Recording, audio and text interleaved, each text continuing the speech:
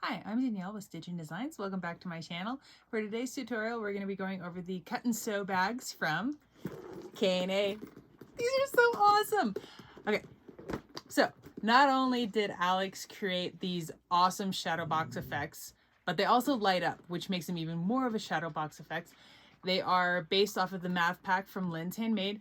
This is done at 120%. So on these tutorials, I do a slight modification in them in that on one of them. So this one is my first one that I did. I didn't quite do the straps exactly how they were supposed to be done. And then on the one that's actually filmed, I did the straps just like so, where I show you how to use a little bit less hardware. So you save in that. When you get your patterns, on the inside, your slip pocket down in here will go all the way across, so that's one little detail that you guys will see when it gets to that point. And then the slip pocket is what holds the battery pack for these. And then I did do them slightly different. I'll show you in 1 second. Let me get the lights turned on for you guys. Oh, you guys won't be able to tell just yet.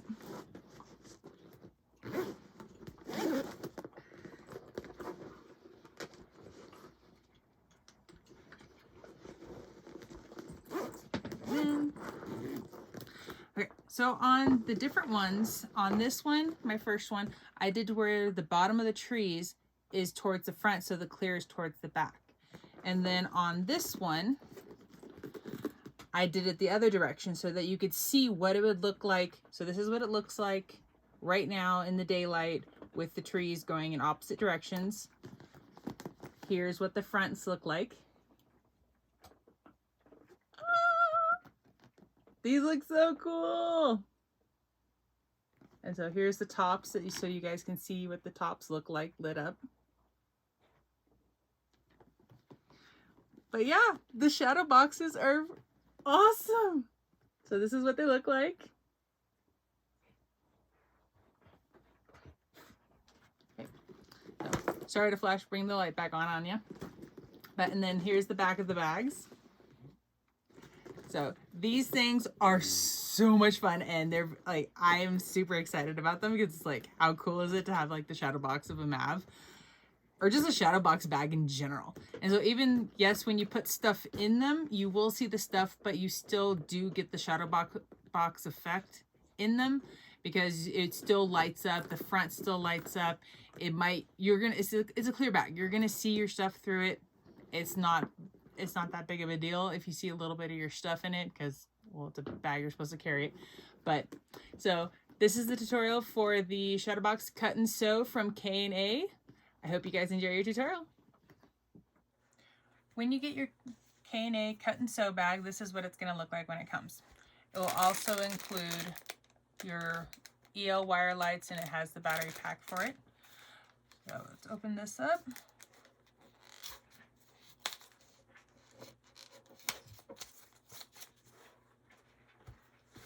And then rolled inside of your exterior. So here's your exterior. So this is your back. These are going to be the little tabs for your D-rings. This is going to be the little anchor strap that goes on the back for your little side attachments. This is the top piece that goes here, and these are the little strap accents. And then these are for when you on your strap itself. These can be sewn down on the edge of your webbing or the end of your fabric to give it a nice edge. And then this is your bottom gusset, also rolled in here. Got a few more. So still got the paper on the back of it, or it's not really on the back, but so this is your front.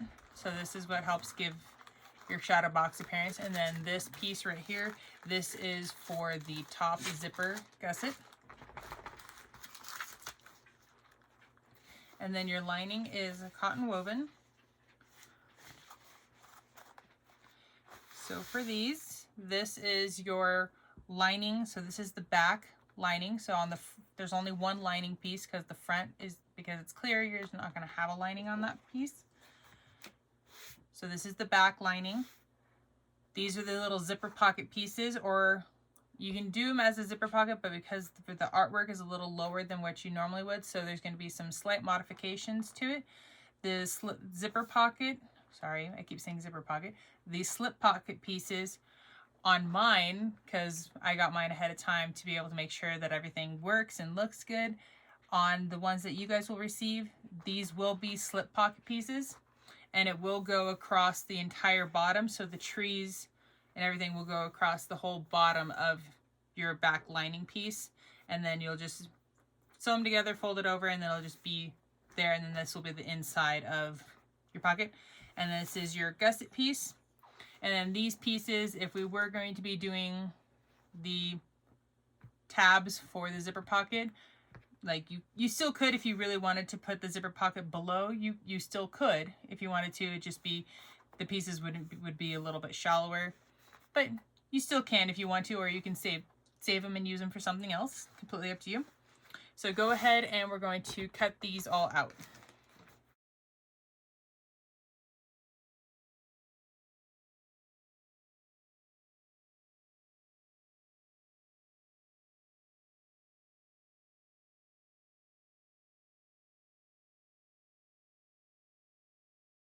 You have your exterior gusset, and you just want to verify that your lining gusset and your exterior gusset are the same size. So my lining is is the same width. The width isn't that big of a deal. It's your length that you just want to make sure that they're the same. So this one is a little on the long side, which is totally fine. So just cut that off. I'll just make it easier when we go to sew the gusset on to not have them be at different lengths. So your gusset, I'm going to put interfacing on the back. I'm going to be using SF101 on the back of that. I will be cutting a piece of Decoville Light for this. So so again, this is 120% math pack. So if you've printed your pattern and you've printed it at 120%, then you'll have the stabilizer size pieces already. If you only have the 100% MAV and you do not have your pattern pieces printed at 120%, you're going to take, to be able to cut your stabilizer, so your length of this, you're going to cut your stabilizer an inch shorter, or if you wanted to make it the same, you can, but I like to cut mine about an inch shorter, so then it leaves a ½ inch on each side, and then you're going to cut it an inch narrower than your overall width. So however wide, I'm not going to tell you how wide it is because you'll have this in front of you. So your width to cut your stabilizer, cut it an inch smaller than your total width here, and an inch smaller than your total length here. And that will give you your stabilizer for the bottom. We don't need anything for the front piece because it's clear. We don't need a lining or stabilizer for the zipper gusset because it is clear. I will add SF101 to the back of the slip pocket pieces. For the back piece, for this one, I will be cutting, I already cut my Decoville Light for it. So when you go to cut your Decoville Light, what you want to do, again, if you do not have your pattern pieces printed at 120, this is how you can get your stabilizer. You're going to trace your exterior piece onto the Decoville Light, and then you're going to take a ruler, I'm just going to borrow this one, and you're going to go a ½ inch smaller all the way around your traced big piece, so your exterior, you're going to go a ½ inch smaller, and then that's going to give you for your stabilizer. Oh. And then for my lining piece, I'm just going to add some SF101 to the back of that one. So other things you're going to be needing, because again, the lights and the battery pack come with it, you're going to need some AA batteries. And this is a good time to check that it works. I always check mine before I start.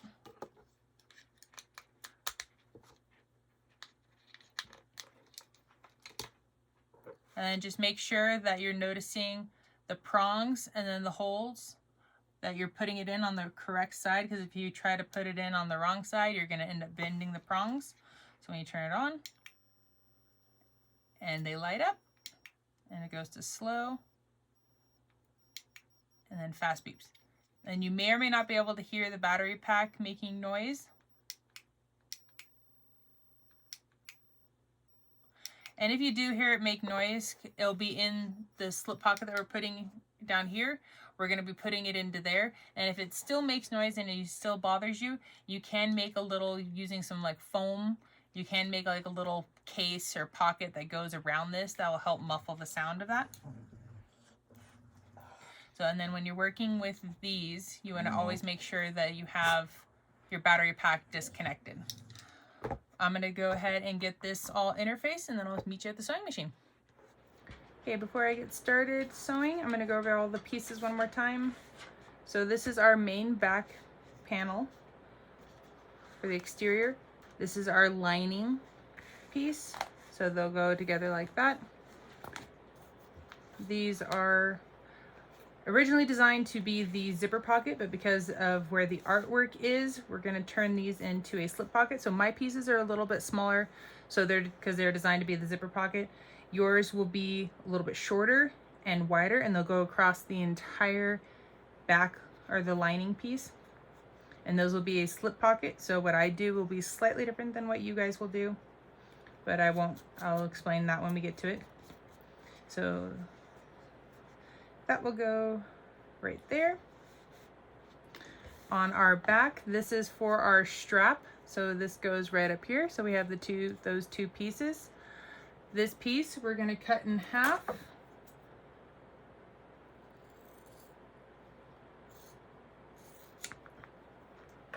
And then these are our anchors for our D-rings to go into. So one of the D-rings will go up here, but I'm also going to do some slight modifications on it because I'm going to show you guys how to save some hardware. So these guys attach to the sides, so then you can flip-flop which side you want your bag to be attached to. This is your D-ring strap. If you are working on a domestic machine and you did get the vinyl, I would recommend using a cotton woven. So using these pieces, tracing them onto a cotton woven. You can, I wouldn't be careful about interfacing too much on them, but then that will just help alleviate some of the bulk on your side seams. If you're using a domestic machine, using the cotton woven versus this will be a little bit nicer on your machine. So that's your D-rings, and then your strap anchors. These are your little strap pieces. So they go around your webbing. I'll show you how to use these. On this video, I'm not actually going to use these in the video, but you're more than welcome to. And again, I will show you how to use them. You can also edge paint these once you get it sewn together. If you don't like the way that looks, you can always put some edge coat onto that. These little pieces are also for your strap. I personally will not be using them, but I will show you where they go to use those. This is your zipper gusset. On one of the on my first one, I did to the front, I did this part to the front. On this one, I'm going to do the clear to the front, and then that way you guys can see both options when it's not lit up versus lit up, and then you guys can make the decision on which direction you guys would like fit for your bag. We have the front piece, and then we have our exterior gusset and our lining gusset. Also included, you got your EL wire lights and then the battery pack. The batteries are not included in it, so you'll have to get 2 AA batteries. And then also on these ones, I have all my cotton woven pieces. I have them interfaced with SF101 on the back. And then my exterior pieces, I have Decoville light. So again, when you're making these pieces, you're gonna cut it 1 inch shorter than the length and 1 inch narrower than the width for that. And then same for the exterior. You're gonna trace this out onto your Decoville light, and then do a 1/2 inch all the way around, and that will give you your stabilizer piece. If you have the pattern pieces printed out at 120, then you can just use the pattern piece that has that. You will also need binding. On mine that you guys saw in the beginning, I used jelly. I used jelly vinyl for mine. So I like it better. One, it's definitely not going to fray. Two, it just really lets the light shine through. You can also use a cotton woven for this. You cannot use regular waterproof canvas. It doesn't let the light shine through. You cannot use the black jelly if you decide to use jelly. This is PVC. You can use a TPU, which is going to be a little bit softer and more flexible. A white TPU or even a clear TPU would be perfect for that. So either one. So something very light in color just to help the light shine through. So we've got those. You will also need, if you wanted to, you can either make your webbing strap or your crossbody strap, or you can use webbing. I'm going to be using webbing. And then you will need a zipper pull. This is the cute Hedwig pull from K&A. So you'll need that, and then you will also need zipper tape. And I will say how much you need when we get to that part, but if you can guess, it's gonna be this much. So we got those pieces. Oh, yep, we need some hardware. Find mine.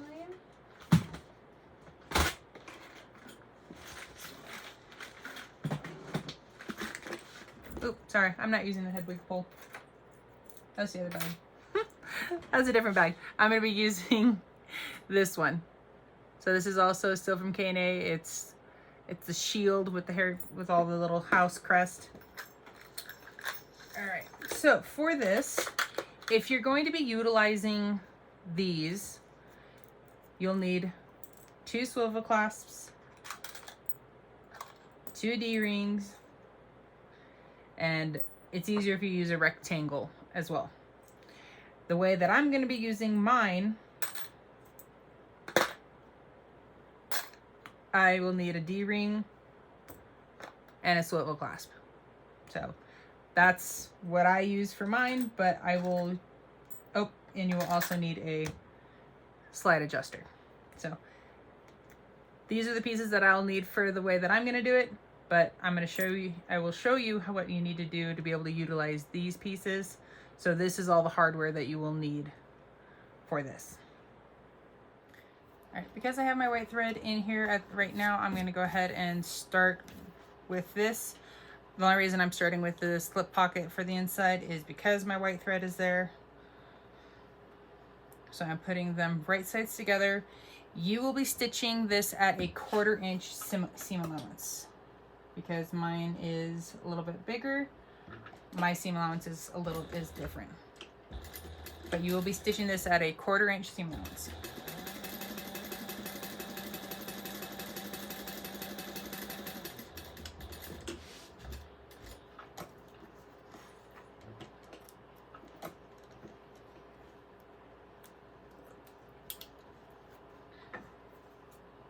So you won't need to be cutting yours.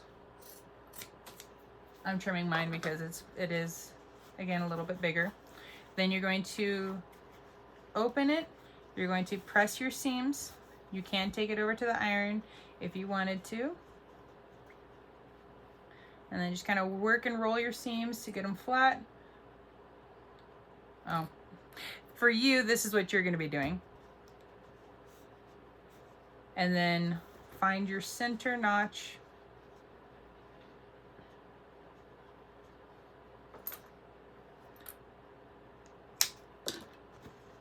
So I'm just folding these in half, lining up my edges.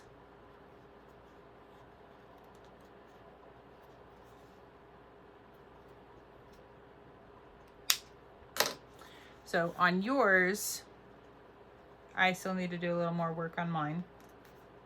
You're going to go ahead and you're going to top stitch this. You're going to find the center of your bottom, make a little snip, or you can just press it. And then you're going to line it up with the center of the bottom. And then you'll just baste it around at 1/8 of an inch seam allowance, and you can extend your stitch length out so that way they're not so close together.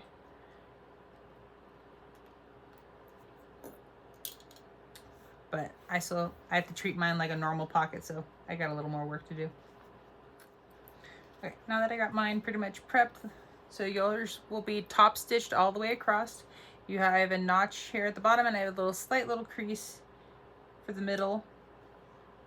And so I'm lining up my bottom notches here. Your pocket, again, will extend all the way to the edges. And then you're just then you will go around the edges and you will baste that down at 1/8 of an inch seam allowance. And that will finish off your pocket.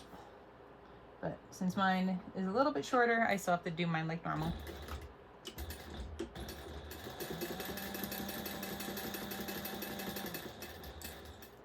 Once you have your slip pockets stitched or basted down, the corners that are a little bit more pointy, all you have to do is just take your scissors and then trim off the excess around the corners, so that way it keeps that rounded corner.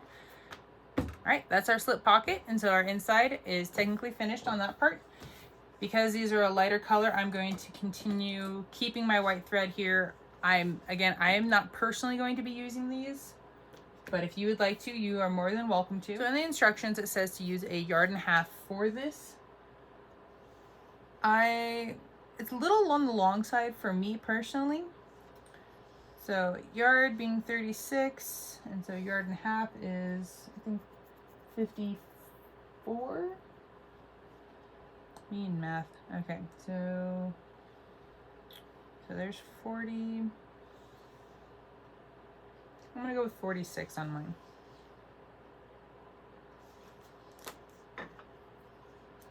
Yeah, let's go 48. All right, so I'm doing mine at 48. So it's not quite 1.5 yards. And then make sure you heat seal your ends.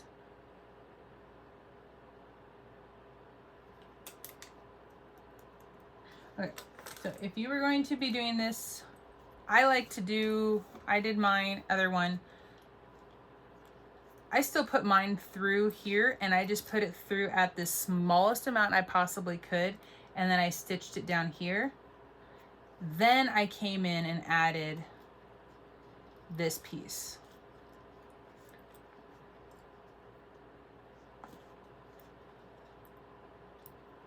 So then you slide it through. Make sure it's turned the right way.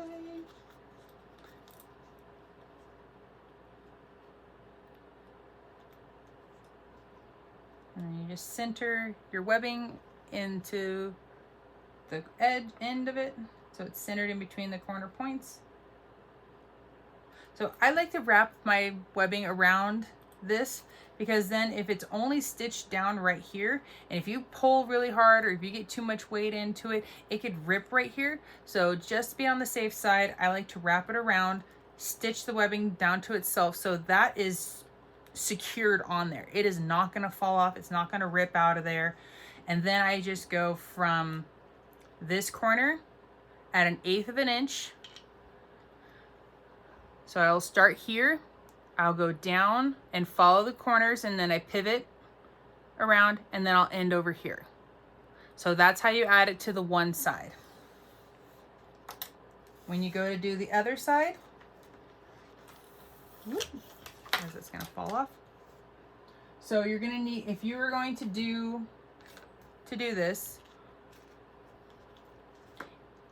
let's just pretend, we're gonna pretend, because we're working this drop right now and I don't have the right colors to make this happen. And then plus I'm not gonna do it this way. Your D-ring straps will be already sewn down. They'll be cut in half. So let's just, we're pretending here using our imaginations. So we have a D-ring. And it is on this end. So this is the top. So this is what one of your ends will clip to. The other half of the D-ring will attach to here. So I'm just going to borrow one of these for the moment. On this piece, I'm just going to be borrowing this part. We're going to have another D-ring here. So I'm just pretending this is the D-ring real quick. This is going to be on the lower part of our back, and this is what the other end of our strap will connect to. Okay. You'll need a small piece of webbing. Not this long. And it's going to be easiest if you put this. So a little bit longer is good. Oh, I don't have my other.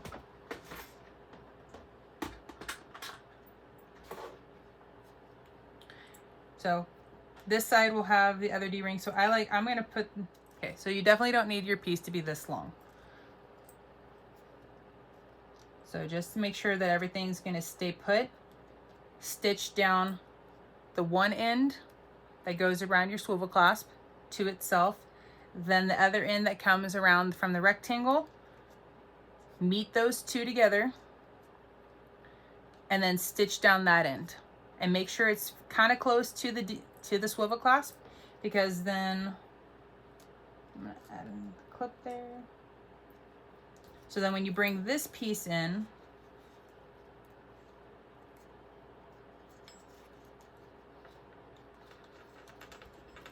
and just like we did on the other side,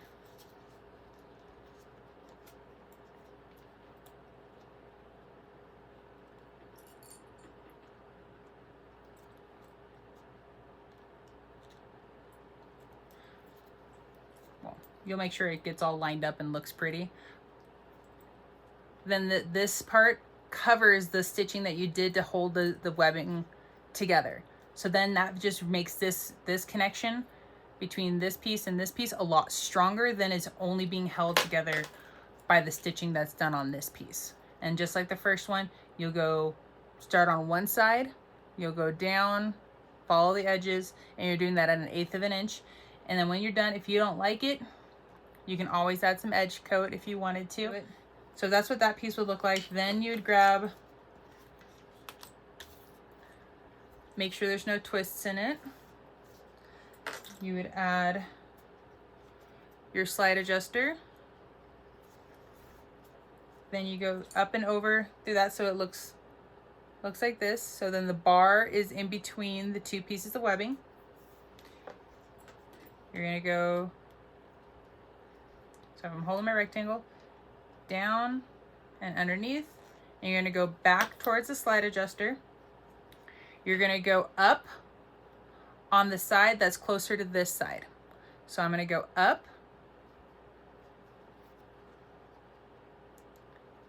and then I'm gonna grab it from the inside of the loop, and then I'm gonna go down, and then here's the bar. I'm gonna make sure I go over the bar and back down. And then I'm gonna grab the two pieces on the inside, so you have your outer pieces and those two can slide. And then these are your inner pieces. So let me pull that back up so you can see the difference. So here's the bigger outer loop, and then here's a littler loop. So they're two independent pieces. And then you're gonna take up the slack of the outer one, and then you're going to, oh, this is where you can add this piece. That's what these pieces of the exterior vinyl are for. You can stitch that down, or you can add this piece. So it covers your raw edge and just makes it look fancy. And then from there, then you can stitch that down all together and then just trim off your little excess. That is an option for you to do. You don't have to use that if you don't want to. And then, or otherwise, you just stitch this down. Or if you wanted to grab a little bit extra, make your webbing piece a little bit longer, you can do a box. It's totally your preference on how you want to do that. If you do the box, you want to make sure to be closer to that 1.5 yards. But because for me personally, I just get it as close as I can, and I just stitch back and forth right here between the two, and then that locks it in place. So this is technically what your strap will look like when it's all done, if you do it this way. And again, this does not need to be as long as it is. It was just a little scrap piece that I had sitting over there, so no big deal. but that is what your strap would look like. All right. I'm not doing that way, so let's save some hardware. Even though these are super adorable and they're very cute, I like to be a little thrifty and not use as much hardware if I can help it, even though it does make for a very pretty strap.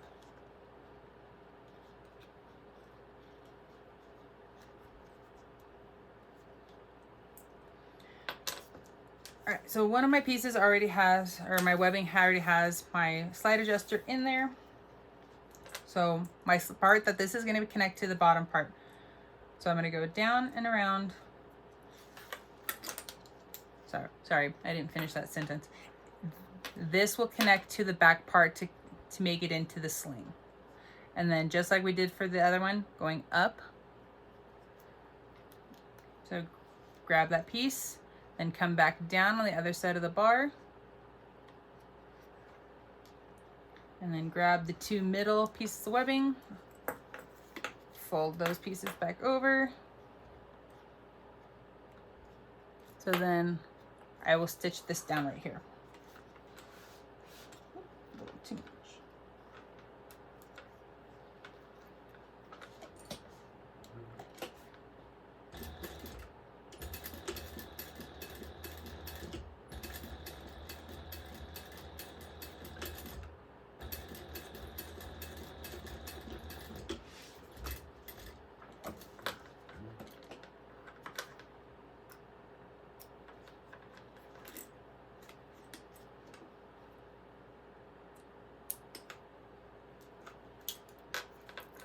And then I just go back through and heat up my, if you're doing this with a domestic and you have like the poly thread, it will melt. If you're doing this on a domestic and you're only using cotton thread, your cotton thread will not melt, it will just burn.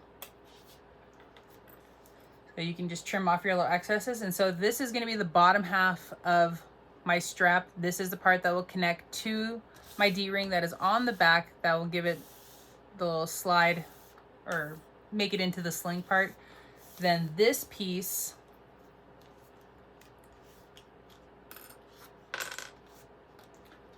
will attach directly into this. And so I'm going to leave just a little bit of hanging over, and I need to switch out my thread. So I'm just going to add some clips to help hold that in place.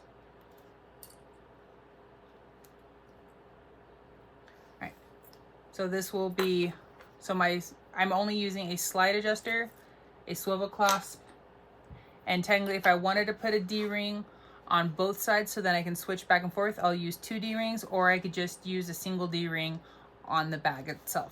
So there are a couple options, so I'm using less hardware so that it will help bring down the overall cost of this bag if you're going to reproduce this bag for gifts or if you're going to sell it. So there's that, and I'm going to go ahead and switch out my thread to black now. All right, now we can go ahead and stitch around the top piece at a 1/4 inch seam allowance. And go ahead and you're going to trim off the corner pieces. That'll help when you turn it right side out and helps the corners lay a little flat. And then as I was stitching, I like to back stitch, especially the area where the webbing is going to be. I like to back stitch. I did a little bit here and then I did some here. And then we're going to go ahead and turn this out.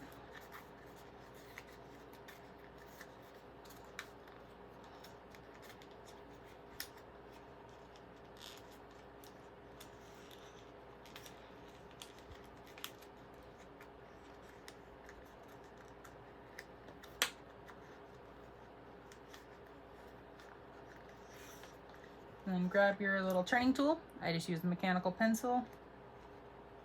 And then you're going to be gentle, but you're going to be firm. You don't want to accidentally stab all the way through. So that's what I mean by the gentle part.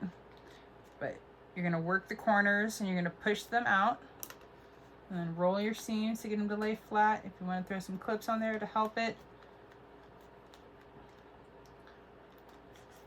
And then you're going to top stitch at 1/8 of an inch all the way around.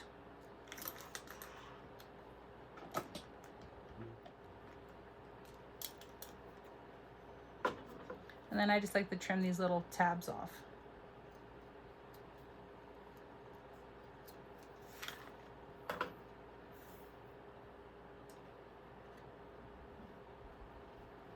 And then go ahead and find the center. So we're going to line up our corner pieces. And I'm just going to put a little snip into that.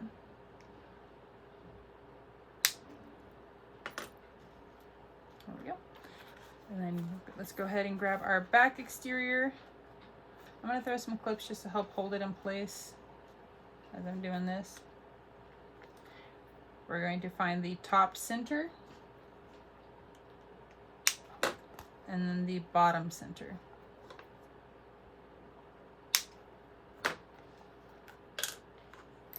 Okay. If you do not want to do this as a sling and you wanted to do this as a more of a traditional backpack, instead of using this piece, you cut two 36-inch long pieces of webbing. You would angle them. So let me just grab these two. So you would grab two 36-inch pieces of webbing, and where the center is, you would angle your two pieces over the top until you'd have some hanging over, but not a big deal. And then if you wanted to add in a strap for your hand, you could do that too. So you could do like a 7-inch, 7-inch. It doesn't need to be a very big handle. And then put the handle on either side like so. So then you'd have 4 pieces of webbing right beside each other, and then you would just baste those down at 1/8 of an inch. So that would turn this into more of a traditional backpack. And then on the sides, you need to have the 2 D-rings, and then you would then attach them as a traditional, going through the D-rings and then doing then you need 2 slide adjusters, 1 for each strap. So that is an option if you do not want to do the sling. All right, but if you are going to do the sling and we have this piece, we're going to clip that there. If you were going to do the traditional, or not necessarily the traditional, but how the instructions have the strap written, you would technically need to have your D-ring strap sewn up with your D-ring. So go ahead and mark a 1-inch line, or the center line.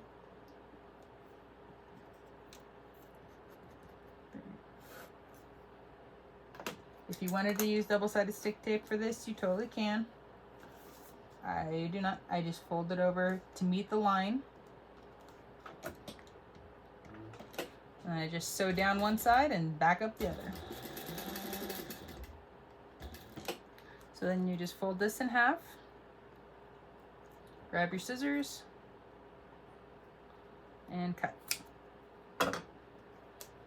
So technically, if you were going to be doing the traditional way, instead of putting the webbing there, you would need to have put this in its place with the right side, then sandwiched it in between, stitched it, turned it, and then top stitched it. So then your D-ring would be the part that stuck out from here. Okay.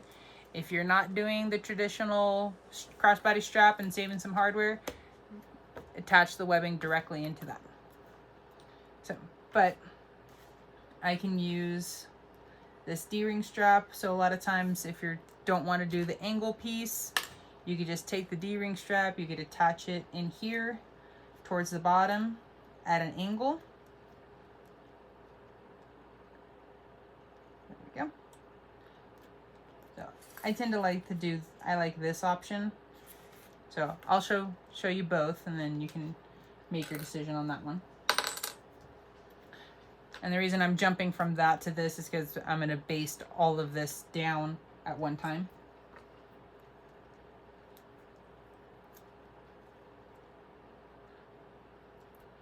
So then you have your other D-ring.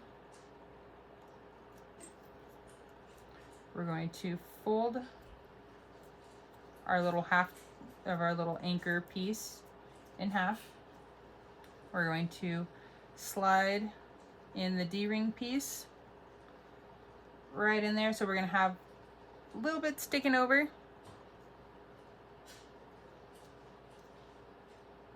So we'll clip there, and then we'll sew that down at a 1/4 inch seam allowance.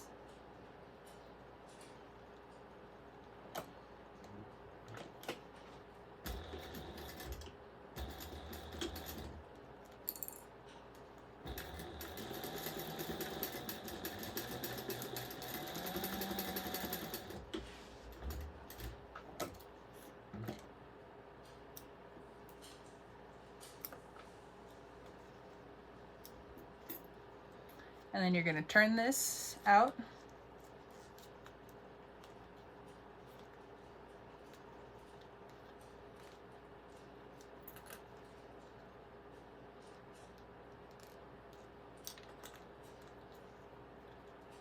And then I like to trim this off because when I fold it in, that's just extra. Like when I stitch this down and I'm going to go through all the layers, it hits this piece right here inside, so you can see there right there, and so that just adds more bulk right there for my sewing machine to have to go through. And if you're using a domestic machine, that's a lot of extra bulk to have to go through, and so your machine may not like that. So this is how, if you're, so then you could top stitch this one, but this is without the little anchor thing. This is with the anchor.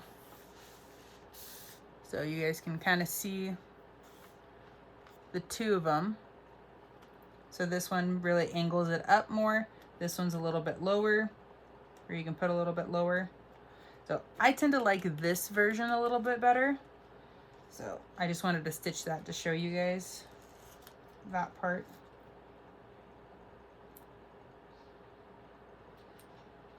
And again, if you are doing a domestic machine and you got the vinyl, using cotton woven for this piece would make it a little bit easier on your machine to go through. It really depends on your machine if it can handle the bulk, if it's, because when we add the lining piece to this, and then we're going to then use the jelly, or if you decide to use the jelly for your binding, that's just more layers to have to go through, and that adds up fairly quickly. So I like to do it like this, and then I can switch back and forth between either side fairly quickly. And then if you're doing the traditional backpack, you would need to have two anyway. So just make sure they're even. This one looks like it can come down a little bit more. And so I have it angled to where like the point of this one is matched up to the edge, and so then it tilts it in. So it makes it easy to be able to swap back and forth between either side. And then again, a domestic machine, if you used a cotton woven, this would make it this a little bit less bulky. And now we're going to go around and we're going to stitch or baste these down at 1/8 of an inch.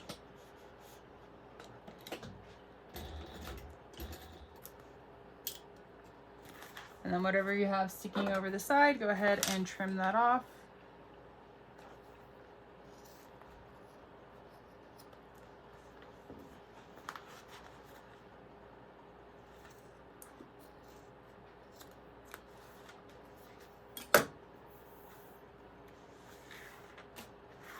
Alright, so that's our back piece is now finished. So we can grab our lining. We're going to line up the center of our bottom and throw a clip down there. And then our lining is a little taller and a little bigger than our exterior. Totally fine. So I totally caught myself, so I just took off the lining. If you have a label, there's not a lot of room. If you put it on the inside of the bag, there's really not a lot of places to put on the lining. So if you have your label, depending on where you want to put it, you could put it up top, which that doesn't look too bad up top. or you could put it down low. Mine kind of starts to cover some of the art, so I think I'm just going to go up here. So normally I don't use double-sided stick tape to put this down, but I'm going to put a little bit so I'm not having to fight with this. So however you need to put your label in and where you want to put your label in, now would be a good time before we start basting lining in and all that good stuff. Now would be a good time to add that. Now we can go back to adding our lining piece. So I'm going to line up my bottom notches together. Put a couple on the bottom. There we go. And our lining is a little wider and a little taller than our exterior. Not a big deal at all, because we can always trim that off. So we're just going to make sure that you have your top notch lined up. Throw some clips around the side to help hold it in place. We're going to lengthen the stitch length, and then we're going to baste this around at a 1/8 of an inch seam allowance, and you're going to be lining or utilizing the exterior to baste and not your interior, because your interior is bigger and you'll miss your exterior to baste it on. And then go ahead and trim off your excess of your lining.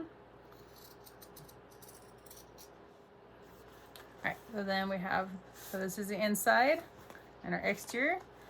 Looks good. So for right now, we can set that aside. We're going to grab our zipper gusset. So we're going to grab our zipper tape. And then I am just using the zipper gusset as my guideline on how long of zipper tape I need to cut. And I just have them going a tiny bit longer than my zipper gusset itself. So the zipper tape is a little bit longer. Not by much. And then make sure to heat seal your ends.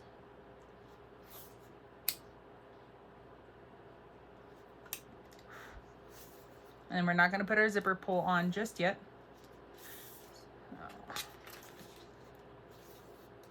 On this one, on my first one, I put the zipper tape down here along the bottom. This time I'm going to put it up here along the top. And then I'm just going to make sure that my ends of my zipper extend past my zipper gusset, and they do. Otherwise, if you wanted to, you could make a center mark on this just by folding it in half, making sure the ends line up, giving it like a little pinch. If you wanted to make a little snip, you could. I just don't like to put a little snip in this until we get the main gusset sewn onto it, and then I'll do the center for that, what makes the gusset circle. Just makes it easier to tell them apart. All right. And so what I mean by my zipper is like a tiny bit longer. It's just a tiny bit longer. All right, and so we do not have a lining zipper gusset, so we're just going to sew this together at a 1/4 inch seam allowance.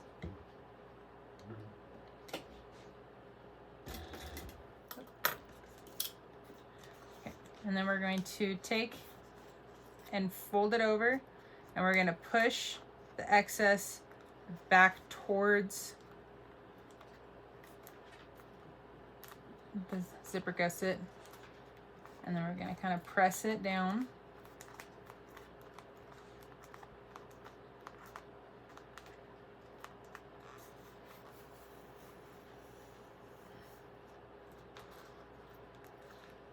And then we're going to top stitch this down at an 1/8 of an inch.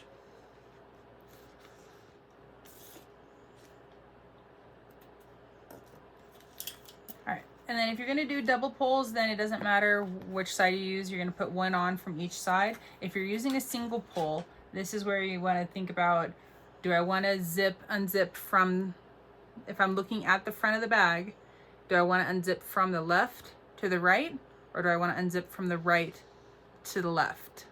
So that's completely your preference. If you want to unzip from the left side to the right side, if this is laying flat, you need to put it on this side.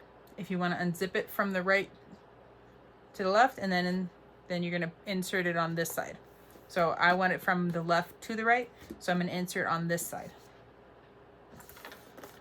And then a little trick with putting the zipper pulls on. See how the teeth are at the beginning?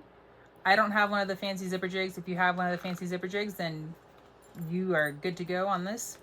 But if not, however your zippers were before you pulled them apart, you're going to slide one side on, then the other, and you're not sliding them all the way on, you're just sliding them on just enough. And then you're going to look down underneath and you're going to push the teeth up through the back. And however your teeth are where they come out, if they look the same as what they were before you pull them apart, then you're going to have a perfect zipper every time. So that's a little trick there. Now we're going to grab our other gusset, our bottom gusset. So if our bag is sitting, so the zipper tape is the side that faces the front, this is facing the back. If you want, when your bag is laying face up, if you want to be able to read it with your bag facing up, this is how you need to place it. If you want it to be the other way, where if your bag is facing down and you want to read it, that's how you need to put it on. So that is completely your personal preference. So when I want to be able to lay my bag and have it be face up so you can see the pretty vinyl, so I want to be able to read the bottom. So this is how I want to have it go on. So, but I'm going to do like this because the front sides need to be together. So if it looks like this, and if you can read the words through the trees and your zipper tape's up here, then when you lay it down, you're going to be able to read this the correct side up. All right, so we're matching our edges together. And if you wanted to trim off that little bit of excess on the zipper tape, you totally can. If it's not a big deal to you, then go ahead and leave it. So throw a couple clips on there. We're going to base that on at 1/8 of an inch.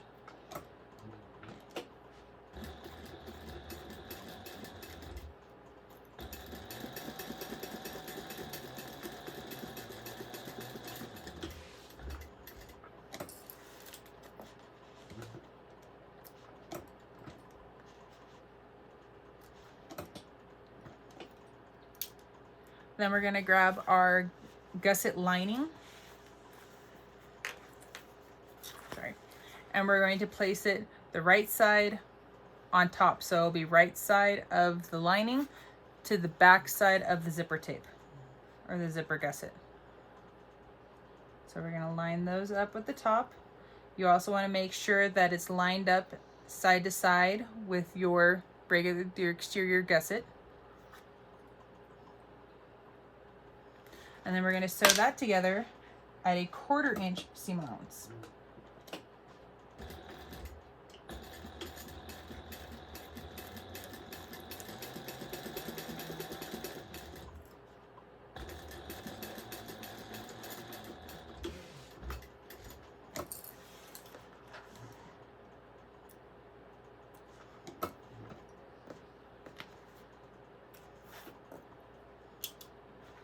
So this next step is going to be optional. So we're going to flip everything out. We're going to press and squeeze these seams so that way the lining lines up and you don't see it sticking through your trees. If you want to top stitch right here and go through right here, you can go through at 1/8 of an inch or 1/4 inch seam allowance. Completely your preference if you want to stitch right here. If you do stitch through, maybe getting a white for your bobbin so then it doesn't show through on this side, that is your preference. I'm going to skip that step. I tend to not do them, but your choice. And then we're gonna, so if you skip it like I did, we're gonna go over to the other side and we're going to line up the other end with our exterior. We're going to baste that together at 1/8 of an inch.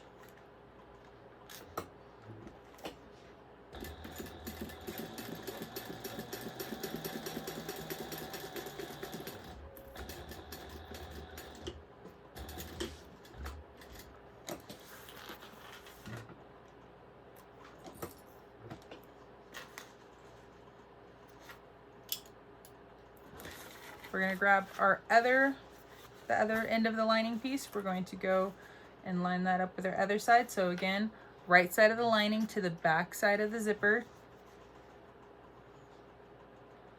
Lining the top and the sides. And we're going to sew that together at 1/4 inch seam allowance.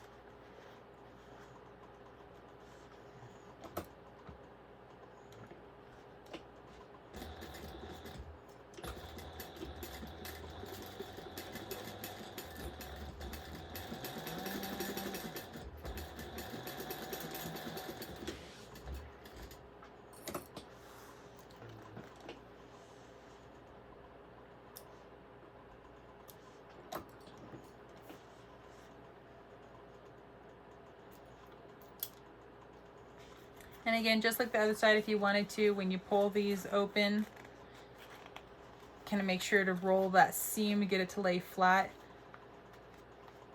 And then if you wanted to, you can top stitch this at 1/8 of an inch or 1/4 of an inch, your preference. I tend to not. And then so we're going to roll, looks like this side. Sometimes, depending on your circle, sometimes it's easier to put this all together with the lining out. So, but we're going to match up our inside of our lining with our exterior.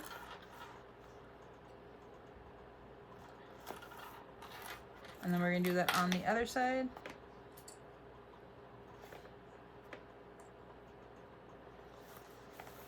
This will just make it easier when we go to put this, our gusset circle onto our bag exteriors. Having these pieces basted together will just make life so much easier. So then we're going to go around and adjust the circle right here. So we're going to start on one side, go to this side, and then if you technically haven't already top stitched, you could stitch across, go back down, come over, and then stitch across. You could do it that way. Or for me, I'm just going to go down one side, get to this side, stop, switch, and go over.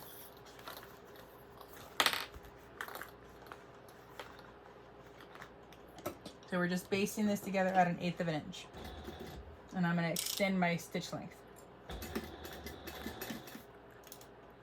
Alright, so now that your circle is basted together, we're going to then, right here where our gussets meet our zipper gusset, we're going to line those two pieces together. I'm going to throw a clip on that side. We're going to line up the other side. Throw a clip on that one. Then we're going to go down the side. We're going to find the center of one side. And then we're going to flip. Make sure we're still lined up. And then we're going to find the other center. See, this is why I don't like to find the center of these pieces until this point, because if I already had a center mark and if it didn't line up with when I stitched it all together, then I'll end up having two marks in there. So then it can get a little confusing. When it comes to finding the zipper center, having a marking pin is a lot better than making a snip in your zipper tape itself, because eventually, potentially, could come unraveled, and so it could cause issues. So just in case, I don't want to do that. And then on the clear side, just gonna make a little tiny little snip. Doesn't take much. Perfect. And then this is the last piece that we haven't found the center for, so go ahead and line up your bottom edge. I just put some clips on to help hold everything in place while I'm doing this. And then you don't want to crease it too hard. So a marking tool would work on this as well, if you're worried about accidentally creasing it too hard. Just little tiny little snips will work. There we go.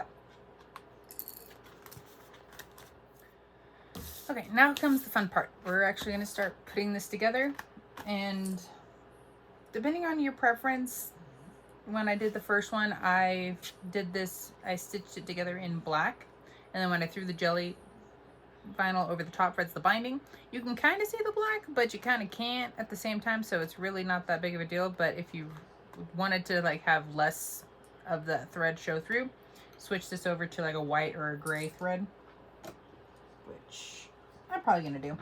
Anyway, normally when I do bags, I like to put the front on first, because the front, you have the most leeway to be able to maneuver this around with this, and it's a little bit easier. And so then you can get your front to look really nice, because that's what you're gonna see first. But because we're doing the lights will start on the back. And so, kind of a little preview here. This wire will start inside of the pocket. I know it sounds confusing and it sounds crazy, and it's just like, what do you mean it's going to start in the pocket? Well, like I said, it's going to start in the pocket. So we're going to start here, and we're going to snip away some of these threads once we get it like basted on with the binding, or with this. We'll snip a couple threads, we'll slide. Actually, I need to snip some of these now.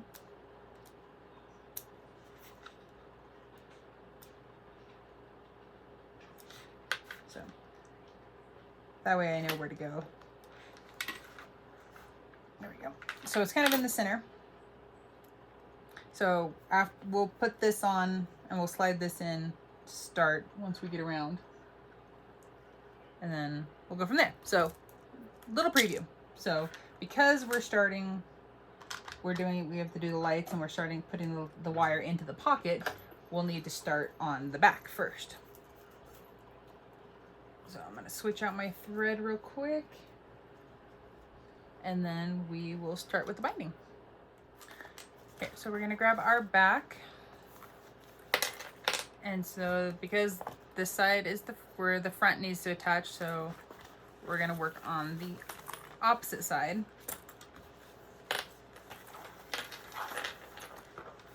So we're going to line up our bottom notch of our gusset with the bottom notch of our exterior piece. I like to put a few little clippy doodles down there to hold it.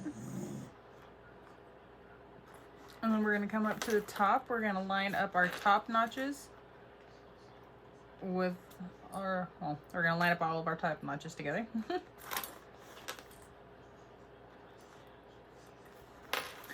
And then we're just going to work our way. I like to usually start, depends on the bag, but on this one I like to start working from the bottom. And so I get that curve. And we're just kind of pinching and putting everything, lining everything up, clipping as we go.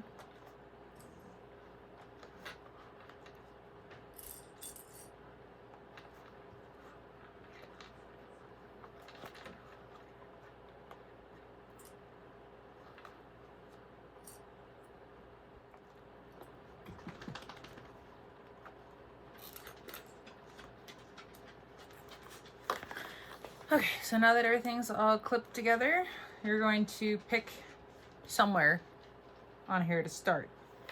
So I tend to like to start on this side, so this side, so then I hit my corners first and then I go to my top. But depending on how it works for you, start wherever it's going to work at the best and be the easiest for you to do this. So we're going to base this together at a 1/4 inch, or sorry, base this together at 1/8 of an inch, not a 1/4, sorry, wrong number. So 1/8 of an inch. Okay, I switched angles up on you guys. I wanted to be able for you guys to see what I'm doing. Well, I didn't think this through where the camera legs are going, and This is going to be a little difficult, but I wanted you guys to see what I'm doing. There we go.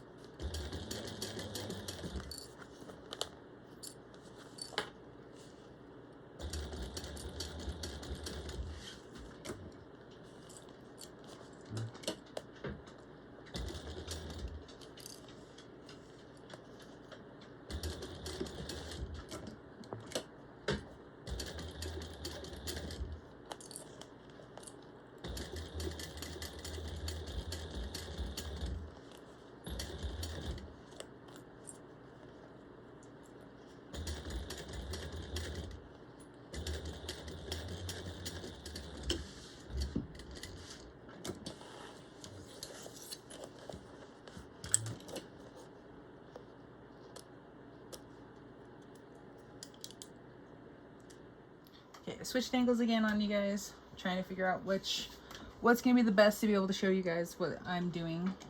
So hopefully it helps you. Oh, I totally missed this corner.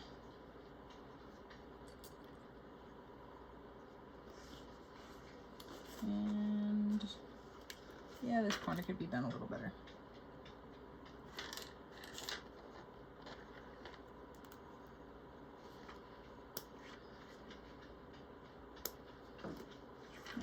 It was a little tough. I had the tripod literally right over me and my arm was going in between a couple of the legs, and it was not the most comfortable thing in the entire world to try to sew around or maneuver. So, that'd probably be why I couldn't see what I was doing very well.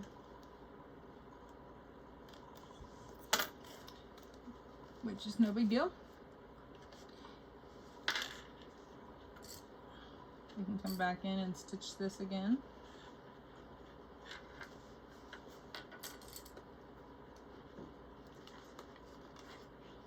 Okay.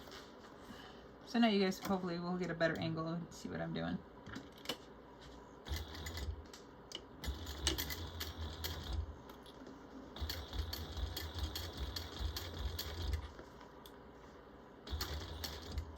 So what I have my other hand is on the inside of this, and it's like helping to maneuver the bag. And so as I hit the corner, I'm tilting my bag, and I also lift my foot, and it's helping to guide and make that curve a nice little swoop there.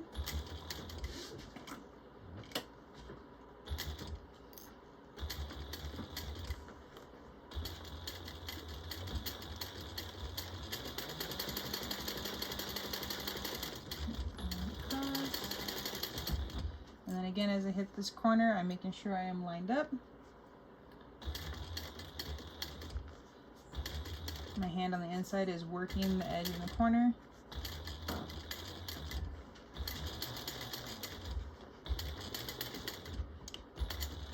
And that's it.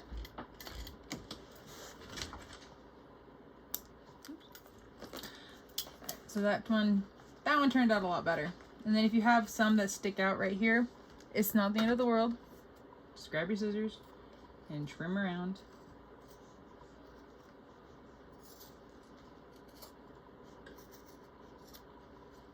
You don't want anything when you put on the binding and the lights, you don't want a ton of stuff sticking up because it's gonna hinder the binding. Okay, now the fun part. Well, I think it's fun.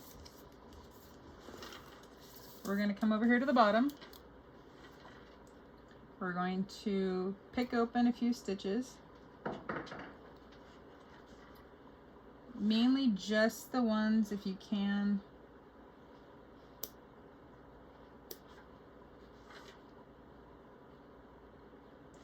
that come into this zipper pocket or slip pocket. I keep calling it a zipper, and it's not a zipper. So you want the opening big enough. Well, it doesn't even have to be big enough to get the other end, because technically you can stuff the bottom, which is the skinniest part of the line, through the hole, and then pull everything through it. One of the few times you can actually get to do this, because normally you have to stuff that end through something. But all right, so we're in, and then just to be able to kind of help reinforce that area, I'm going to stitch back over it, and then I want to move. So I did a couple back stitches over there. I want to push my wire all the way up against, as far over as I can. I'm going to lift my needle. I'm going to push it past my wire and then stitch it back down. So I'm helping to lock in my wire right there, but it is also, because we created that hole for it to go through, now I'm helping to seal that up for the exterior of your bag. All right, and now that that's on, we're just going to kind of lay that there.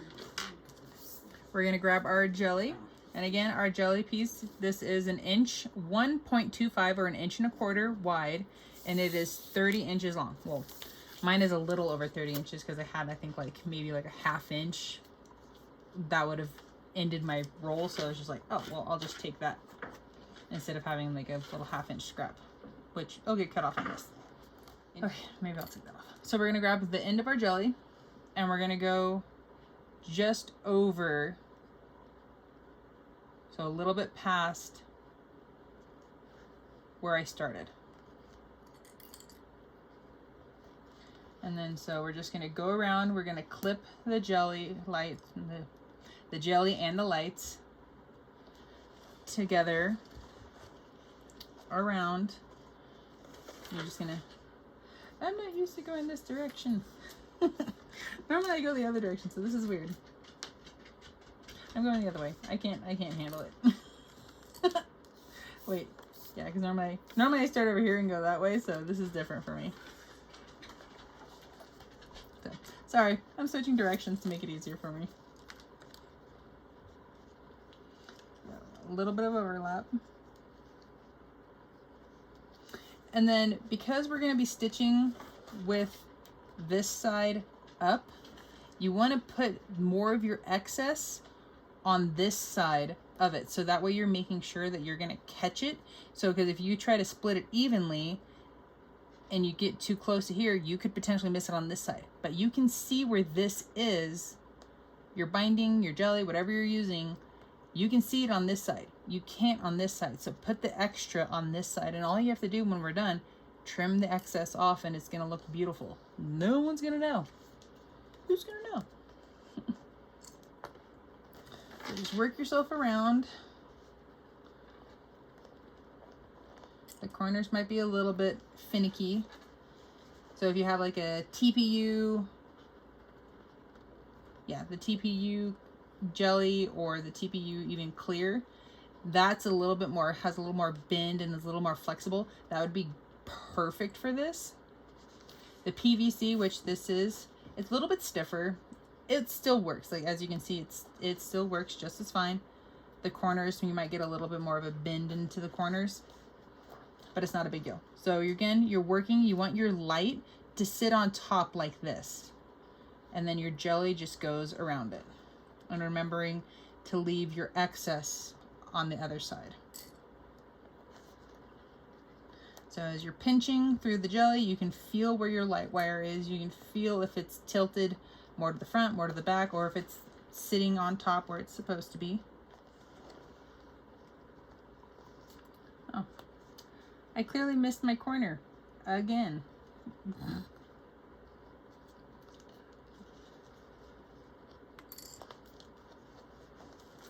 So let's catch my corner. Jeez.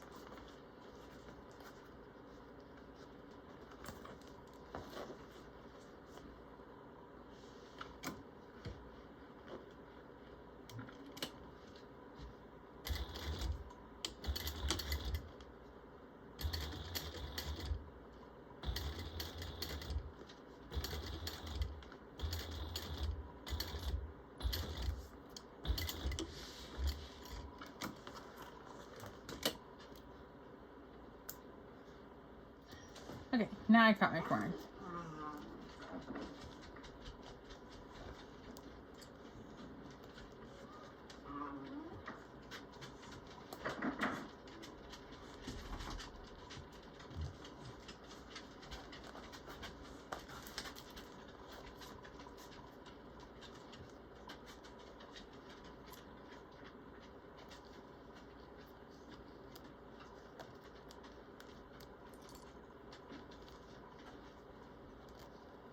Okay, now we're getting back to the beginning.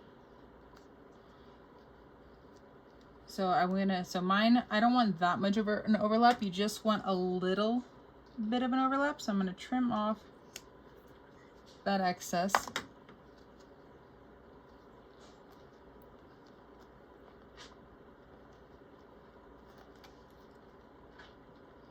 Because the trick with this is you want where this jelly comes out and where your wire is, you want those to be in the same spot. Well, this one doesn't matter as much.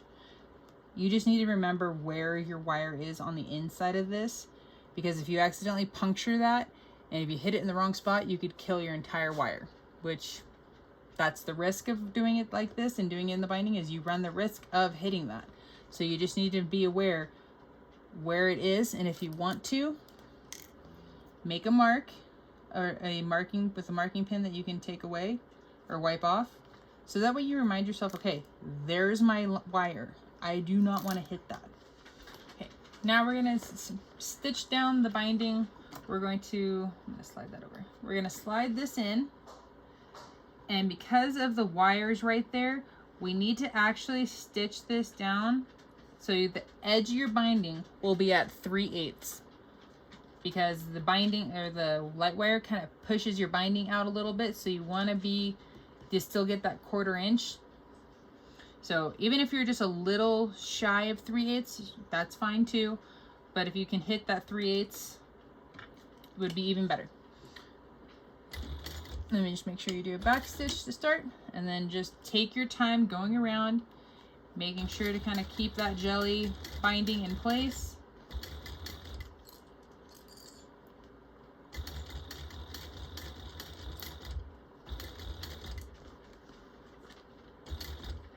Again, my hand is on the inside of my bag. It's helping to prop this up, and so as I get closer,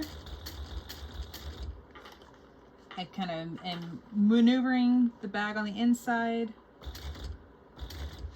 I'm lifting my foot. And just take your time going around the curves.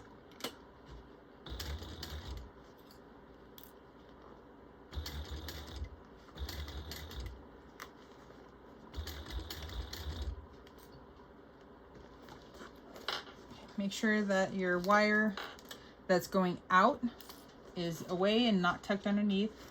I need to put a clip there to make sure to hold everything.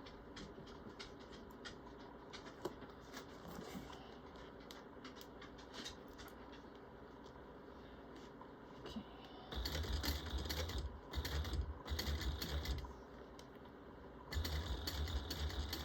Okay, I'm getting really close to where my wire is.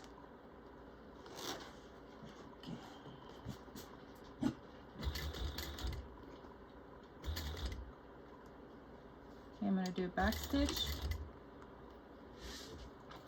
Okay, that one, let me stick it here. I'm going to pull that off.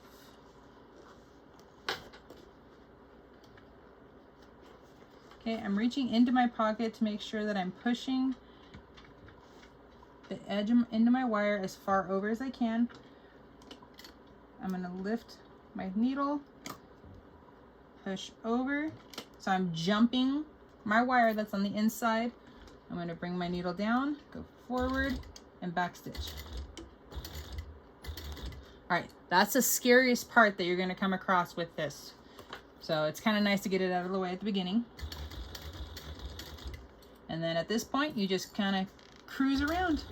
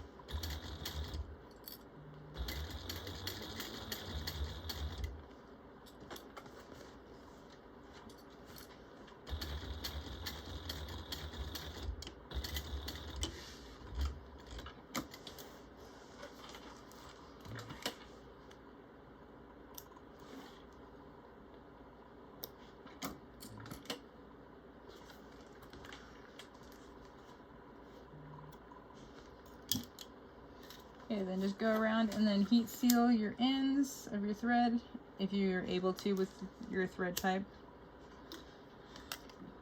Okay, then you're gonna grab some really nice scissors, or, ooh, that did not turn out so pretty right there.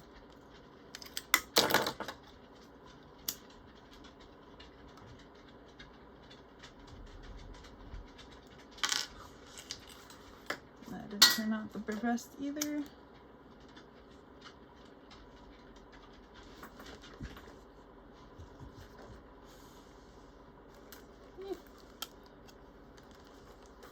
Not the prettiest. The corners, my bobbin did not like the corners.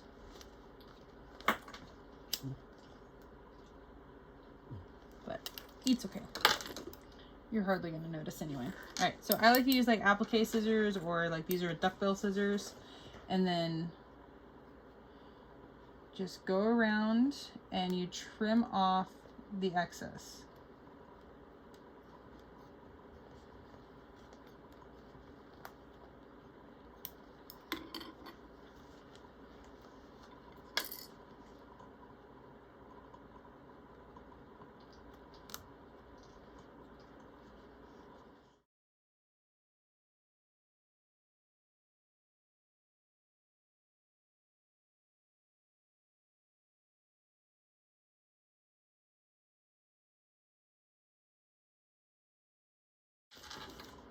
Okay, so that finishes off the one side, and now we get to come over and do the other side. So go ahead and throw that in there.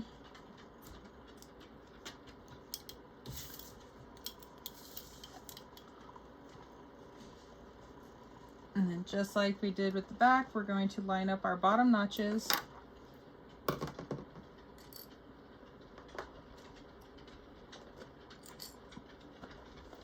And then our top notch with our top mark.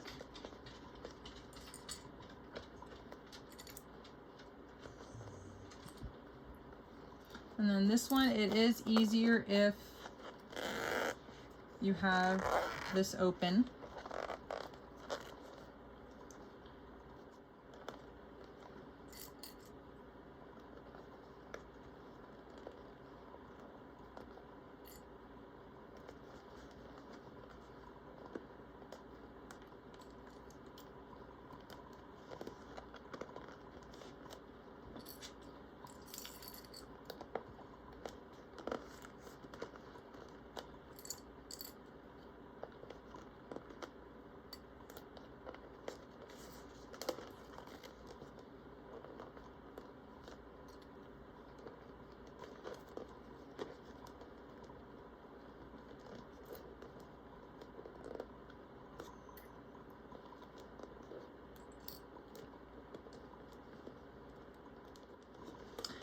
Okay, so whatever is going to be the easiest way to start this, because before I started over here on the from the back, if that's easiest for you to be able to, however you can slide this in, wherever you can get in, go ahead and start there. So if it's the front, because if you unzip it all the way, then you have that little bit more room to maneuver. And then don't be afraid to kind of squish this down a little bit. So I'm going to try to squeeze in here at the top. Take one out. Because once you get in and get started, it's easier. It's the getting it in is sometimes some of the most difficult parts.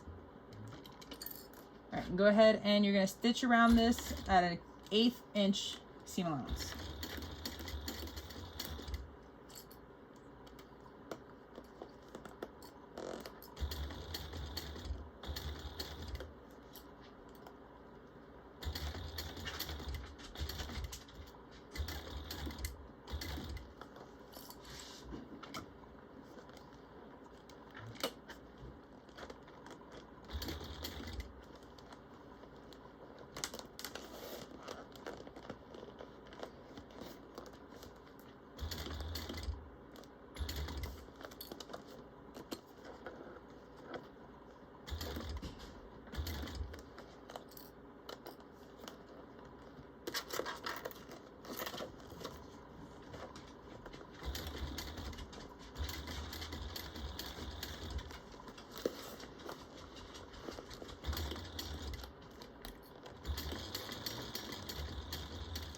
All right, we're going to start on adding the binding for the other side. So for this one, we're going to go straight across with a light wire. If you hear my mom, she's giving my dogs their afternoon treats. So we're going to go straight across. We're going to cover that. And then it's just like we did on the other side. We're just going to work this around, putting the excess to this side. So the side that we can't see when we're sewing around. Okay, here you go. Afternoon snack. Afternoon delight.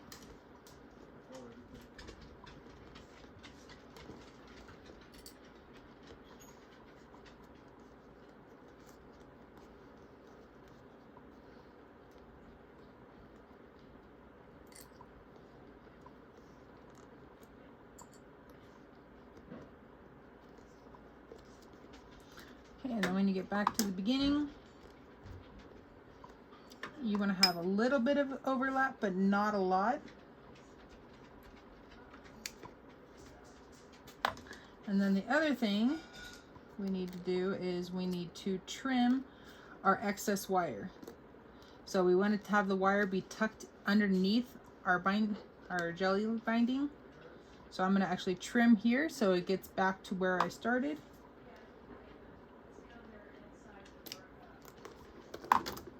And then at the end of the wire, there's this little cap. And so you need to pull that off. And then the excess wire you can throw away. You're going to take this cap and you're going to place it right back on top, or right back on the wire. And you're going to stuff it on as far on as you can. If you have issues getting this off or getting it back onto this, the first one of this bag that I did, I could not get this cap back on to save my life. So I just grabbed, my husband has some heat shrink, and so I just grabbed a little small piece of white heat shrink. I put it on the end of it and then heated it, and it shrank around the end.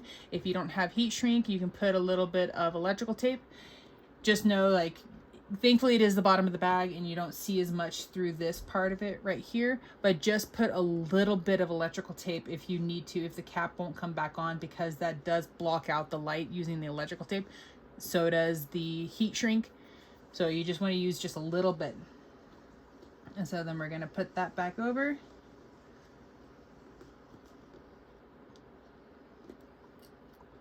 And then there we go. So this part, just like this, will be the trickiest part that we do, but We can do it. Okay, I'm gonna start over here. And again, we're doing this at a 3/8 inch seam allowance, or as close to a 3/8 as you can get.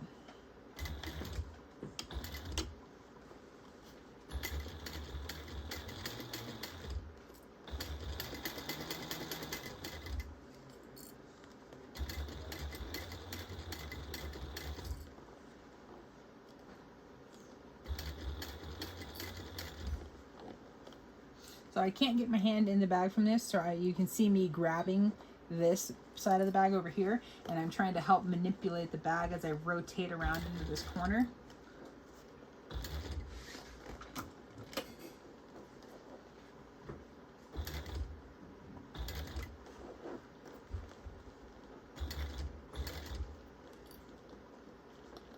And then as you get underneath, back into the straightaway, you just want to make sure you lift your foot, get it to kind of lay flat. There we go.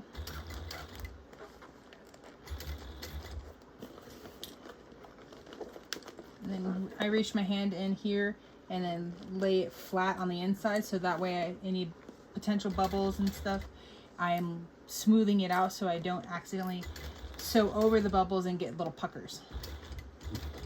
Okay, now we're getting to the part because I can't see where the wire is anymore. So you have to kind of feel and get an idea. But because we know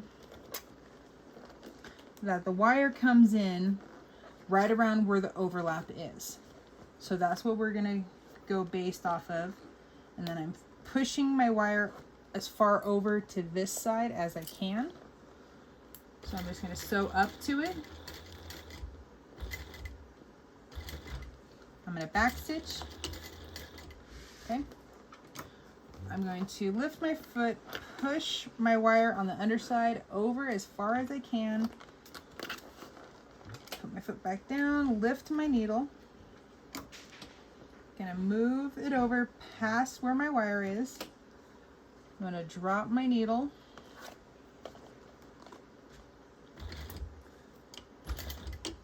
And then do a back stitch. And then move on. Cool, scariest parts are done.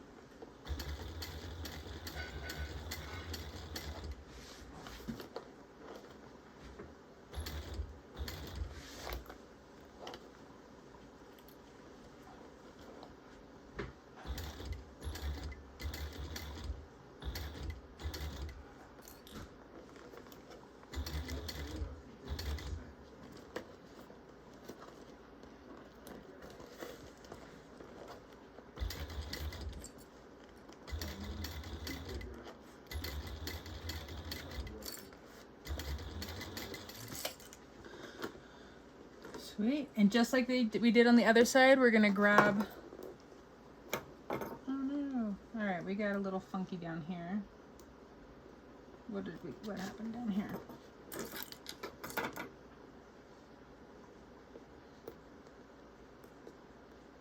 Okay, so it looks like I missed where those guys come together. So, did I catch? Oh no. Looks like I missed. Okay, so I'm gonna have to undo this part down here because this pulled away on me. So I didn't even catch and do the full seam allowance.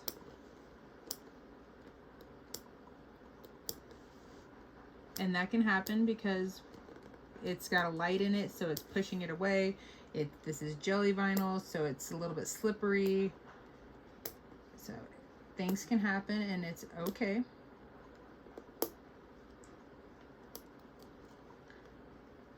So all we have to do is just pick this out. We'll relay it down. I'm actually gonna grab some double-sided stick tape on this one then to be able to help lay it down and help hold it there, so I'm not just relying on my clips. Okay, go ahead and grab some double-sided stick tape. I'm just gonna grab little pieces.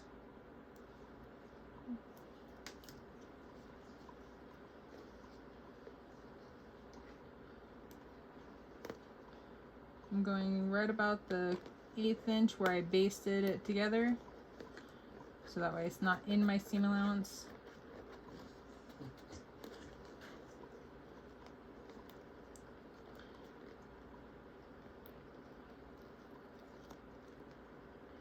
This is going to be so much easier, I hope.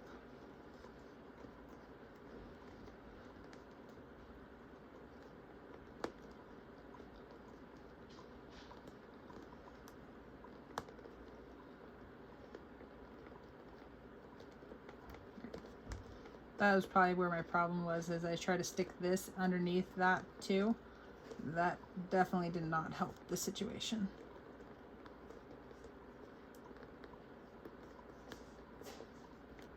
Okay, so there's that side is done.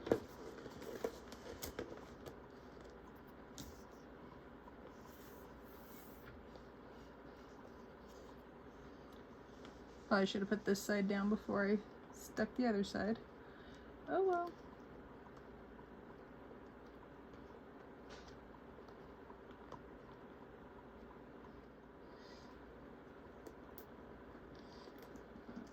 And I'm actually going to push that wire over a little bit more, so that way I can try to catch more of this overlap, because if that overlap is right there, it's going to be a little bit harder to pinch that down. So so now my wire is pushed over a little bit more.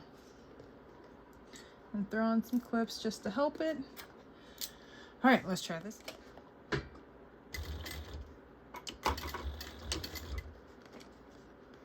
And then before I get too crazy and too far away, I'm actually going to mark kind of the general area of where that wire is, so I have a better idea of where it is.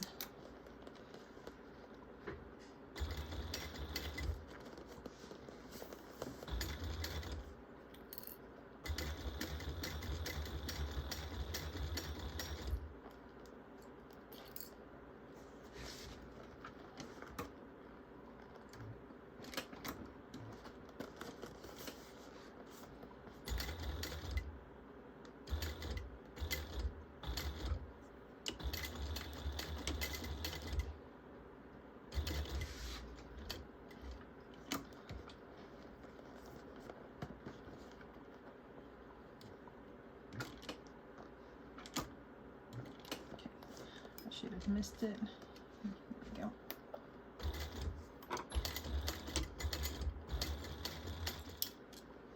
Alright, cool. So I didn't hit my wire. That's good. And then I can use some heat to melt the extra thread. Alright, so now, that worked out better. Okay, now we can go around and trim off all of the excess binding.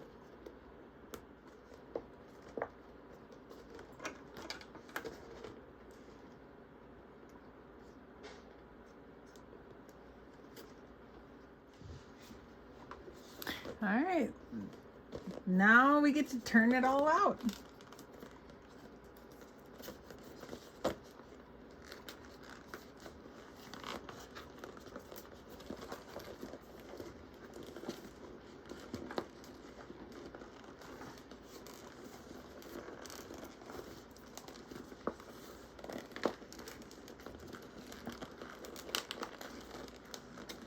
Because the top and the front are clear vinyl, sometimes using a hair dryer to help heat it up to soften it will help in this process of being able to turn it out without having to struggle in it.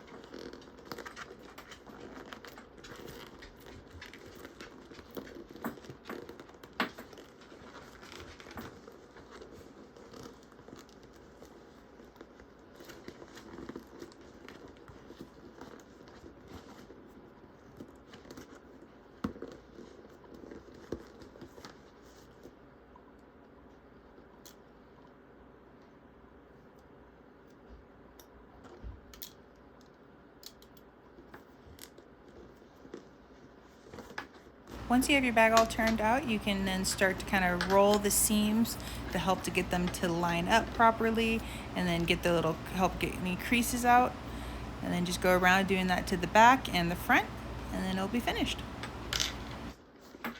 Okay, now having done, this is all turned out and looks marvelous. Now having done the binding, the jelly binding with the black thread initially, and then doing the white thread over the top of it, because on my first one I did the front first and then I did the back and then I did the binding for everything at one time. So that is another option. A good point for doing it like I did the first time, where you did the front and the back and then coming back and doing the binding, is if you do where you sew it together at the 1/8 inch seam allowance first, and you do it in a dark, like in a black or a darker color, when you go to put the jelly binding on, you can see where your first stitching is, and then you know, okay, am I far enough in? Am I catching where my seam allowance needs to be? Because if you're sewing right over the 1/8 inch, that's not enough. Like, you haven't grabbed enough material, you need to get more. That, seeing that dark line, it gives you that guideline of like, okay, I need to take more, because it is kind of hard to tell where you are versus like, okay, where's the light, where's the edge of the fabric. It gets a little difficult. So as a tip, that might be a little bit easier to do, to add the jelly binding. Adding some double-sided stick tape around might help to make it easier, so hopefully that will make this a little bit easier for you guys when you open it back up. And then to attach the battery pack, open up your bag. You'll see the little wire part at the end on the inside of the pocket. You're going to grab your battery pack, and you just want to make sure that the prongs on the one end match up with the other end, because you don't want to accidentally bend the prongs. Once you get those connected, you can put your battery pack on the inside and then zip it all up, and then you're done. Thank you for watching this tutorial of the Cut and Sew Mav Pack from K&A Custom Fabrics. Again, this Mav Pack is at 120%, and it is available for pre-order right now at the K&A website. You can join them in their Facebook group. You can follow them on Instagram and on TikTok.